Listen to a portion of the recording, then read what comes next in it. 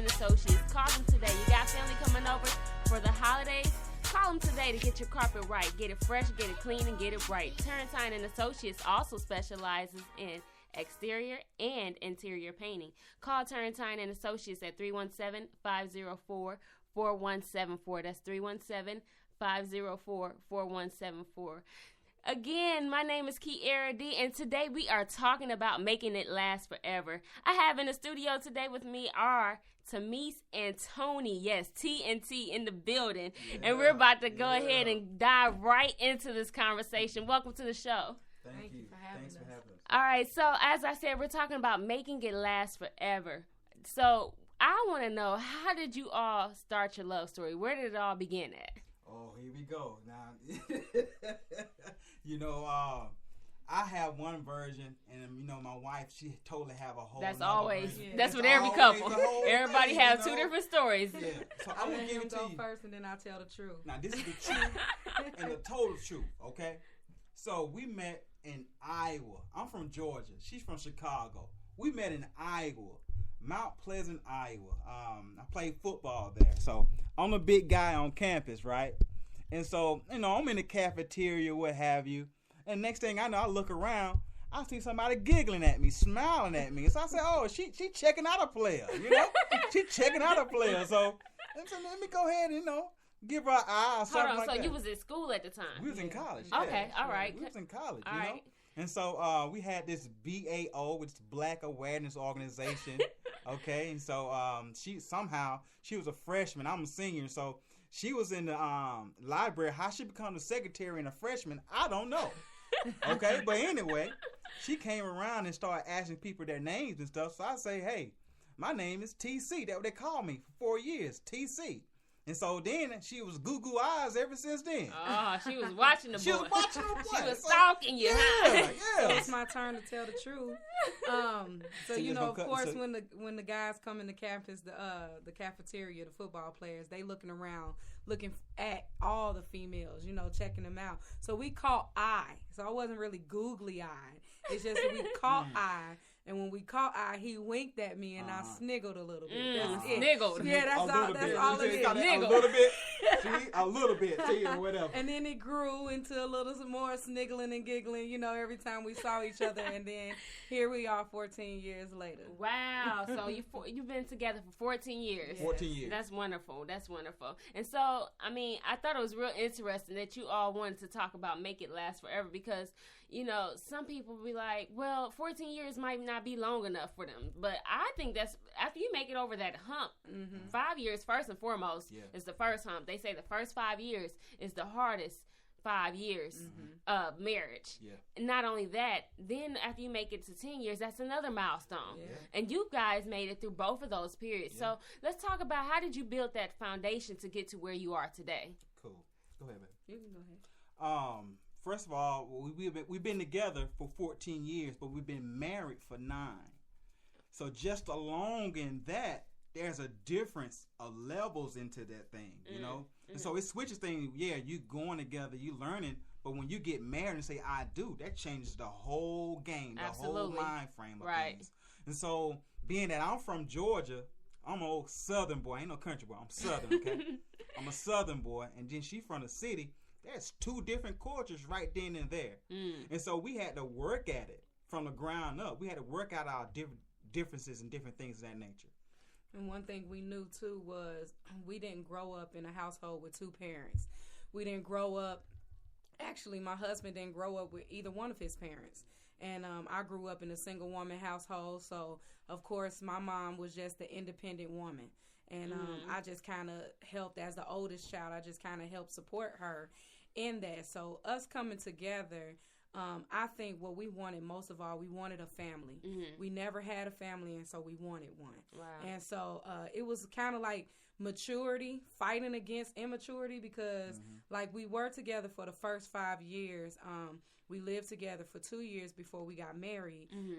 And then within that time, I wanted to get married, and he kind of didn't, but... I think us ladies are always ready before the men. Yeah. It's like we got to press y'all to come on with it. Bring the ring. Come on. Put a ring on it. Right. And he was the guy that was just like, I want to have this in place before we actually say I do. But I ended up getting pregnant, and we were in ministry together. And to avoid getting sat down, we decided to go ahead and, get married. So within, like you said, the first 5 years is the roughest years. Yeah, okay? absolutely. And it was really rough because we were living together, but at that time we were just cohabitating.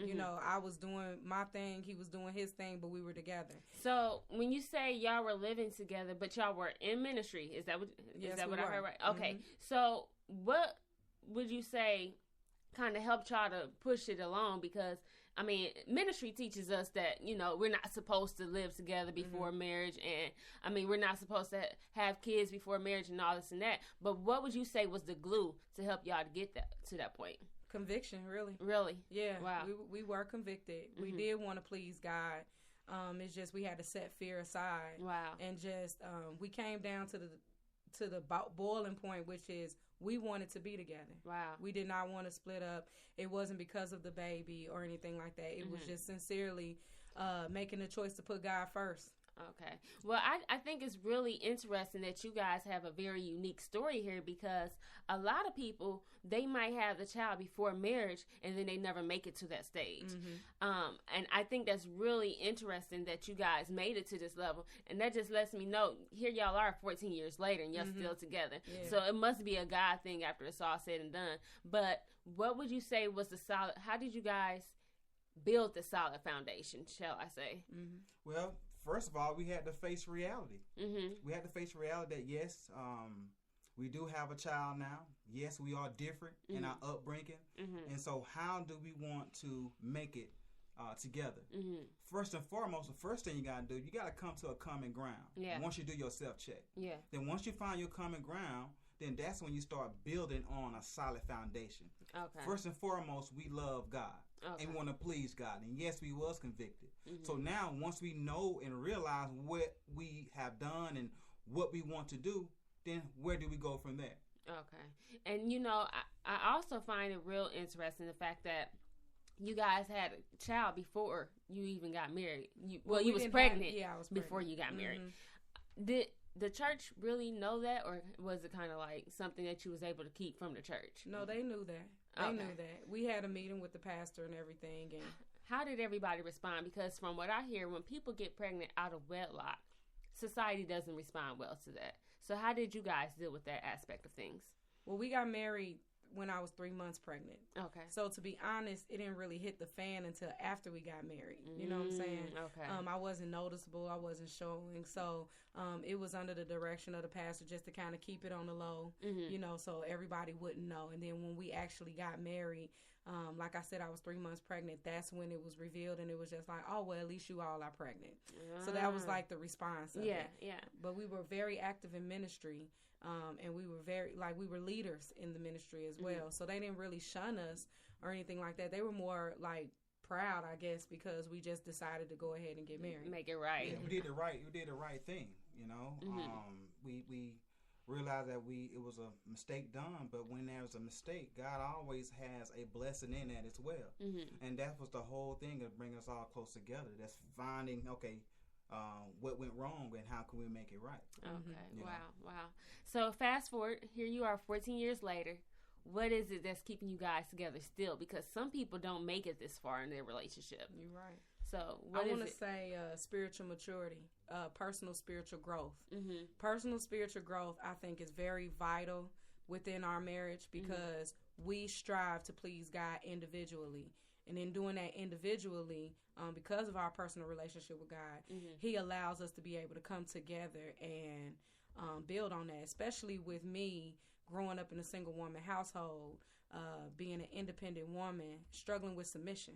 Wow. That was a big... Ain't that the truth? Especially when you come from Miss Independent. Yes. Honey, tell me about it. Your own bank account, right. Your business being your business. Can't nobody tell you anything. Nothing. So, honestly, my personal relationship with God, God constantly speaks to me about that. God constantly speaks to me about me lowering myself and humbling myself and being who I'm supposed to be for my husband first and foremost. Yes. outside of ministry. So would you say you still struggle with submission, or now it's kind of like it's natural? It comes natural. No, it don't come natural. It's still no, it does not. But because, like I said, because of my personal relationship with God, because I have a steady prayer life, I know that struggle. Okay. So when I meet that struggle, I don't try to do it on my own. I ask God for help because we have a happy marriage. Like we really are. I grew up in a domestic violence kind of household with my parents.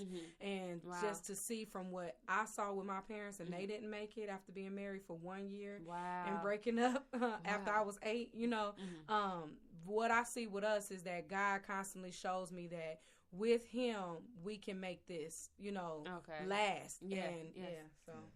Tony, your take. My take on a man's point, I had to realize that I had to be, you know, in a man thing, you know, we was taught, I had to break down those barriers of what a man is, you know. So what I was taught is wherever a man say, it goes. I'm the top dog. You know, you gotta bow down. You gotta be submissive. Cause I'm the top dog. You do what I say do. And I realized that, man, that's not how it is. It's a partnership. Yes, it is. We walk this thing out together, and we do things together. And it's good to know that, man, when you please your woman, that's the best thing you can actually do when you communicate with them. So they make it level. It's making a partnership rather than saying you do as I say do. Right. Where the love is in that. So would you agree with the term happy wife, happy life? All day, every day. And I agree with the same thing. A happy husband is a happy life as well. Right. So. And I think it also brings in the peace of the home when you try to outdo each other and making each other happy. And you're constantly serving each other. You're constantly trying to please each other and outdo each other in love more so. Yes. So one thing I wanted to bring up is the fact that as we were talking about establishing a solid foundation, I find it, for me personally, it was more so no physical whatsoever in the beginning of our relationship. When we was dating, it was like, no, I want to know your heart. I want to know who you really are. And I just really want to encourage people. I know you guys have a unique story and you guys made it, but everybody don't have that same testimony. No, and so what would you say to those who are still dating? Like, would you recommend that they stay away from the physical aspect of things until marriage, or what's your take on that? Yes, I do recommend that, because once you do that, that goes down in a whole nother lane. Again, that once you go with the physical, that turn the level up to a whole nother notch. Oh yeah. That's where we start being more, how can I say, emotional. We start to tend to claim more. This is mine. We already put the ring on then. Oh, yeah. You know? And people don't realize it's a spiritual ring that goes on. It's a spiritual Once ring. you become intimate with each other, you're consummating right then and there. A lot of people don't understand that. But go ahead, continue what you were saying. They call that, when you connect like that, it's because it was natural for us to bond and connect with a man and a woman, with a husband and a wife. They call that soul ties. Oh, yeah. You know what I mean? That come together, that where you connected for life. And so when you do that, that messes up everything, because now if you don't have enough data, you don't even know if you really like this cat or not. You don't really know if you like this woman or not, because she got some issues. Yeah, you have some issues. And when those two issues mix up together, will it last? But expound on soul ties, because not everybody really get the concept of soul ties. So if you can, break that down for everybody. Okay, soul ties is basically how I put it in my own words, or whatever the case may be. You have a connection, all right? A soul connection with yourself, and then whoever you choose, they have a soul connection. And then once you all connect together, you all, how can I say, I won't say clashed, but y'all actually, how can I explain it? Help me out, baby. Blend together. You blend together. Yeah. And it's once like a spiritual thing. It's a spirit. It's like what DNAs. They just exemplified right now. What y'all just did. She finished your thought. Right. it's like that. I know you. You know, I don't know of you. I know you. And once you get connected deep down to the soul, imagine trying to ripping it apart when you all connect together, and then now I'm not interested in you. Now I'm going to go with someone. No, once you do that, you tear apart from that individual. So you still have some more of that individual connected to you. That's what I would say. And then now that we know better, we do understand that, sexual intimacy is God's design for marriage, period, point blank. And when you jump that and you do it prior to that, you're already creating something that God had already designed to mend us together, to keep us as one. Right. And then when you try to separate that, that's just, that's a conflict within your spirit. Oh, yeah. And, not only that, people don't understand when you have that soul tie, then the memory, it leaves a memory, a lasting memory on you. And so once you get ready to get married, that memory's still following you of that time that you had with that other person. Exactly. And it's like, oh, my goodness, you don't really want to sit there and be thinking about somebody else while you're making love to your mate. Let's just be real. Yeah. You know what I'm saying? But that is the soul tie. And after so long, it's like you will have so many people, whoever you slept with, all that adds on. And then you wondering why you going cuckoo for Cocoa Puffs. Right. It's like, no, you got to slow down somewhere and pump the brakes. Right. Because everybody ain't meant to be coming from your all-you-can-eat buffet. Exactly. Right. There's a difference between natural and spiritual. Absolutely. And people think that sexual intimacy is a natural thing, but that's what the world created it to be. But it was not like that from its origination. It really is a spiritual connection because you are completing what God designed for us to do. And another thing to add to that, another reason why to stay away from the physical is you want to make sure that y'all have more things in common just in the physical. And you don't want to be blinded by all that. You don't want to be blinded because there's so much different layers to us than just sex. It's more. I like sports, okay? I like to go to sports. I like to coach sports. And so it's so many different layers just in sports. Where she might like hair. She might like to braid hair. She might like to get pampered. So different things of that nature. So it's so many different layers to one subject, and you don't even know about that one subject. Right. You know what I'm saying? Like going out to restaurants and different things, and it's so many other different things that you can put your focus on. Instead of just saying, I need to get a test drive before I. No, what's up with that? No, Hello. What? Why buy the cow? Right. As they say, why buy the cow when you get the milk for free? Exactly. So it's not going to necessarily be a test. Well, it's just going to be a test drive for some people. Yeah. It's not going to turn into ownership at all because you've allowed that individual to test drive you so many times. They don't have to buy it. No, exactly. Point blank. And that's how it was with us. I mean, before we got married, we were just a little bit comfortable, on accident. But that's just because, like you said, I mean, we already living together. We already acting married and things like that. What makes the difference? And what makes the difference is your commitment to God. Yes, I agree with you. You all can get in on the conversation. Just click the chat icon if you're on the website, Spreaker.com/user/ExaltedENT, and you can get in on the conversation right now. We would love to hear from you. Let's talk about some ways that we can make our relationship work. What is some advice that you all can give to people as far as making a relationship work? Fellas, the first thing, all right, ladies too, the first thing in making a thing work is communication. Absolutely. If communication breaks down, you do not have nothing. Communication is a bridge.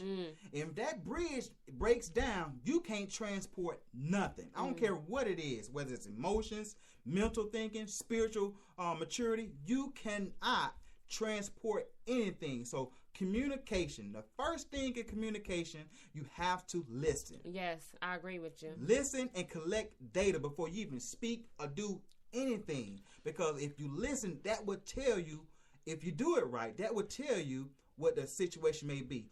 Basically, you transporting information, you transporting the different jewels that you need in order to make it work. I think one thing I recently learned is that men, the way they process things versus women is totally different. Yeah. Because we as women, we just like to sympathize with each other. We like to hear each other's story and be like, girl, I feel you, you know. But then we go tell the man the same story, and he's trying to give us all kind of solutions. And it's like, guilty. It's like, that's we don't want to. Right, exactly. We they turn into Mr. Fix, and it's like, we just want to listen and hear. I know what I can do. I don't need you to tell me that. But it's like, man, just listen to what I'm saying. And so then it begins to create a frustration because we're not on the same playing field. We're not understanding each other. So I'm glad you brought that up. Communication, that's very essential to making a relationship work. To me. I want to say, I don't mean to sound super spiritual or nothing like that, but honestly, what helped me is being a prayerful wife. And not praying for my husband about everything he does, but praying for him as like my brother in Christ. Wow. That's what I had to start viewing him as.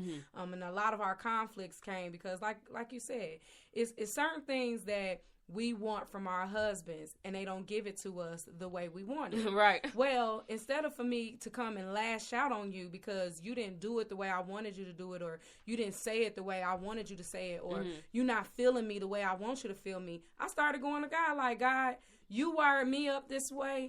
You wired him up this way. How do you want us to come together? Could you please, speak to him about this and that? And what I began to see is that through my prayers, God has literally been answering me. That's so the truth.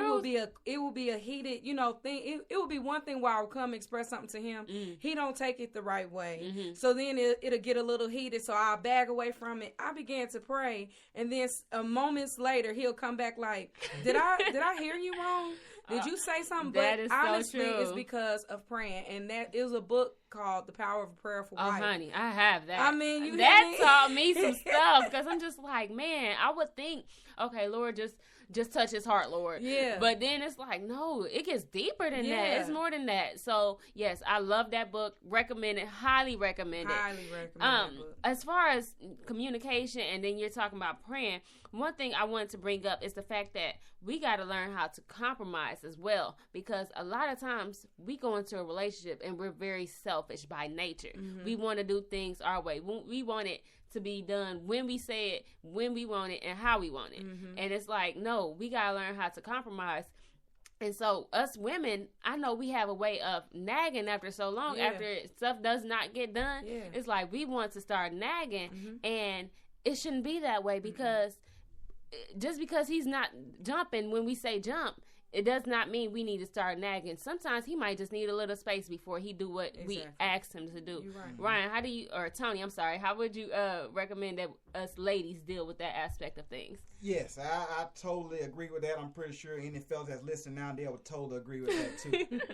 We do not like the nagging. We do not like any of that stuff, man. Okay, it becomes nagging once we ask so many times, right?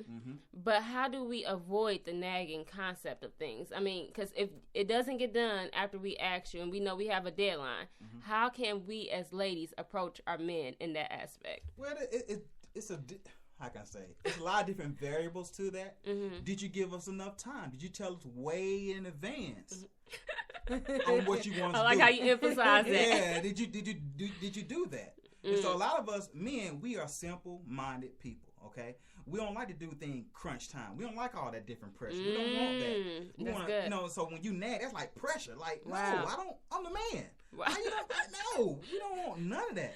Wow. So did you give us enough time in order for us to accommodate your needs, or to accommodate someone else's need? And then if that's the case, then instead of you popping off when you don't see that it's done right then and there, just show a little love into that thing. Okay, all right. And we'll tend majority of the time, because we don't want to hurt our spouses or come off in the wrong way. If you come off loving, you come off not that pressure, you would tend to get what you want. Wow. Yeah, and then on top of that is we have to understand that we're growing and learning each other constantly. Every day. We're always changing Every year second. after year. You know Every what I'm saying? hour. So, like, it's just, think about how many years it took for you to be the woman or the male that you are within the years that it has, and then you come together with somebody else. That's more changing and growing and learning. Oh, yeah. I mean, thought processes change.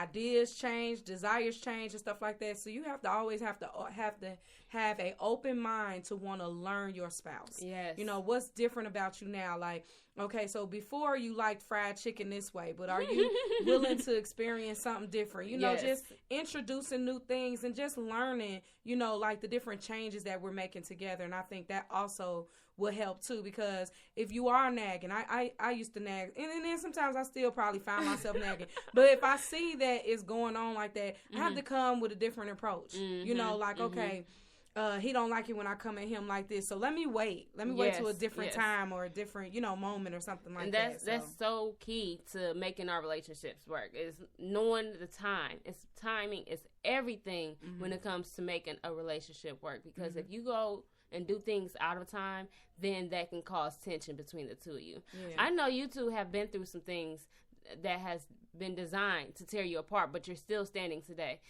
Do you mind expounding on just something that you've probably been through that was meant to break you apart and that you've been able to overcome? Yeah, I could say there was a point where we had moved to Chicago. We moved back home. I had a lot of single friends. They were not married, and they did not like the amount of time that I spent with my spouse or at home and different things like that. That was meant to tear us apart because I was at home and he wasn't. You know what I'm saying? So he didn't have any friends, and he's a homebody. He's a totally different person. Like he said, he's a country guy. He want to stay in the house. He want to watch TV. I'm Southern. He wants his family at home and different things like that. Me, I'm city. I'm always on the go. Always got something going on. And then my girls, they were single parents. Wow. So they wanted to do something with me and my child. So that separated us because I wanted to be with my friends. I didn't want to always be at home and different things like that. But one thing I noticed is that I was very self-centered, very selfish. I wanted things my way. I wanted things to go my way. And I didn't like to hear that back then. But now that I'm old enough and I'm mature enough now, I recognize that that's exactly what I was. I was not willing to sacrifice myself for my husband. I was not willing to sacrifice my friends for my husband because I wanted social time.